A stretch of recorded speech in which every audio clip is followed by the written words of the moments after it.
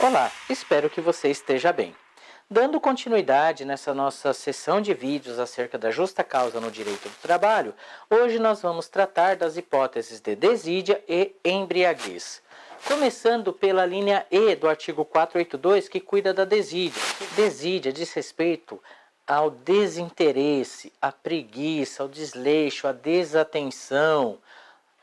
Ocorre quando o empregado realiza suas tarefas de maneira desinteressada, sem o devido zelo, sem o devido cuidado na realização, no cumprimento das suas atividades laborais. É o trabalho realizado com má vontade, de maneira negligente. Isto se verifica no campo do direito do trabalho por meio de constantes faltas e atrasos injustificados do empregado, pelo não cumprimento de prazos na realização de tarefas que são atribuídas ao empregado. Todas essas condutas denotam o desinteresse, o desleixo do empregado na realização de suas tarefas, o que leva, então, à prática prevista no artigo 482, a linha E, que nós chamamos de desídia. A princípio, a desídia é uma falta leve, mas que pela sua reiteração, pela sua repetição, vai se tornando grave a ponto de ensejar a dispensa por justa causa. Contudo, é importante destacar aqui que em algumas situações a desídia ela será gravíssima. Como, por exemplo, se pensarmos no vigilante que dorme durante o seu serviço, ou se pensarmos na hipótese de um enfermeiro que aplica uma medicação errada em seu paciente, por desatenção, por não tomar os devidos cuidados. Veja, esta conduta, que a princípio seria considerada uma falta leve, pode tomar proporções enormes, gravíssimas, de modo que, a depender da situação concreta, um único ato de desídia pode dar ensejo à justa causa, mas, em geral, é uma falta leve que vai aumentando a sua gravidade conforme a reiteração do empregado. A outra situação diz respeito à embriaguez. Artigo 482, a linha F da CLT. Embriaguez habitual ou em serviço. E aqui, novamente, nós temos duas figuras de justa causa num único dispositivo legal, numa única linha. A princípio, é importante destacar que a embriaguez corresponde ao estado em que a pessoa, no caso o empregado, fica sem a plenitude dos seus sentidos, em razão de ter ingerido ou consumido substâncias químicas que afetam o sistema nervoso, retirando de maneira total ou parcial a sua capacidade de controle sobre si.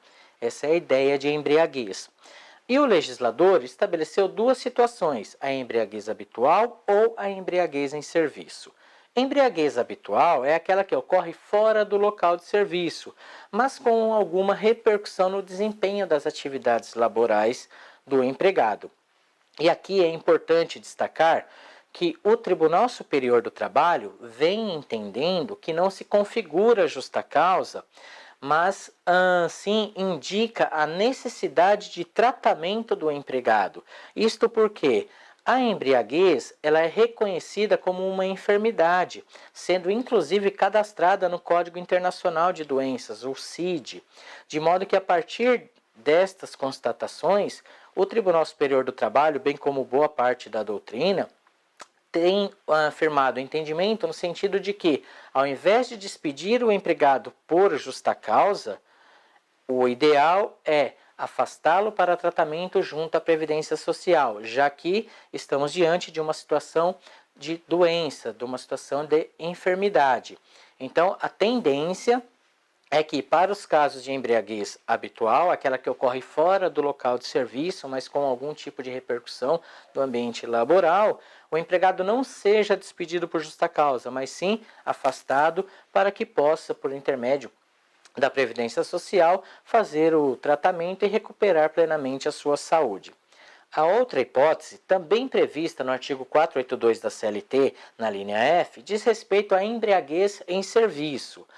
é aquela que decorre do uso de álcool ou drogas ou substâncias entorpecentes no local de trabalho, colocando em risco não só o próprio empregado, mas todo o ambiente de trabalho.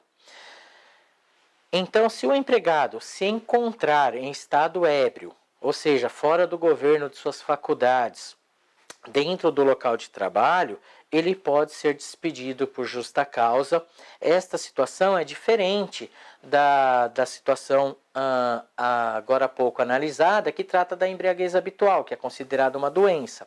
Neste caso, se o empregado faz uso de alguma substância que o coloque em estado ébrio durante o expediente de trabalho, ele pode ser despedido por justa causa em razão de ser considerado uma falta gravíssima, de modo que o empregador pode então rescindir o contrato de trabalho com base no artigo 482, a linha F, hipótese de embriaguez em serviço.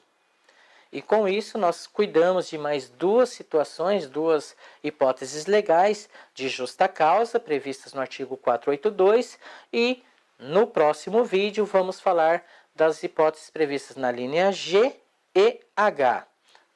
Então, nos vemos em breve e até a próxima.